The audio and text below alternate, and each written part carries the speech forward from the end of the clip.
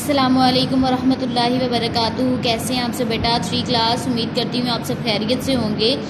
اور آج 22 ستمبر 2020 بروز منگل ہے، ٹھیک ہے۔ ہم نے کل کیے تھے الفاظ معنی، بروز سوموار ہم نے الفاظ معنی کیے تھے، ٹھیک ہے۔ امید کرتی ہوں آپ نے الفاظ معنی اپنا یہ کام مکمل کیا ہوگا۔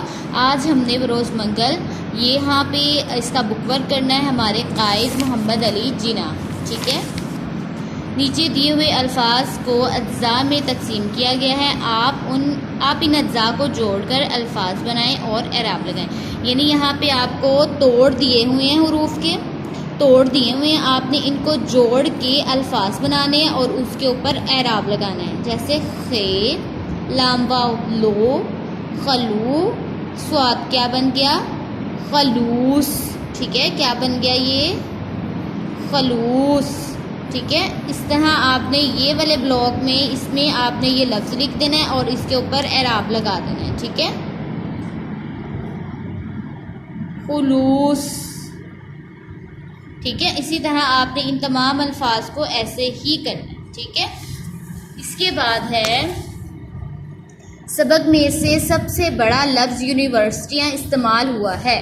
آپ اس لفظ میں استعمال کیے گئے حروف کی مدد سے کم از کم 10 نئے الفاظ بنائیں۔ کوئی لفظ 3 حروف سے کم نہ ہو، مثلا سیٹی، نور، یوں وغیرہ، ٹھیک ہے۔ آپ نے یونیورسٹیاں یہ جو جتنے بھی حروف ہیں، مثلا اس کے اب حروف یہاں پہ ہم لکھتے ہیں یہ، واؤ، نون، یہ، واؤ، رے، سین، ٹے، یہ، الف، نون گننا، ٹھیک ہے۔ اب یہ ان تمام حروف سے آپ نے کیا کرنا ہے؟ الفاظ بنانے۔ یہ سے ایک لفظ، واؤ سے ایک لفظ، نون سے ایک لفظ، ان تمام حروف سے الفاظ بنانے، اور جو آپ لفظ بنائیں گے وہ 3 حروف سے کم نہیں ہونا چاہیے، زیادہ۔ سیٹی میں 3 حروف ہیں، سین، یہ اور ٹے چھوٹی ہے ٹی، ٹھیک ہے۔ نور میں 3 حروف ہیں، نون، واؤ، رے۔ یوں میں 3 حروف ہے۔ اسی طرح آپ نے رف پہ یہ کام کرنا ہے، ٹھیک ہے۔ خالی جگہ پر کریں۔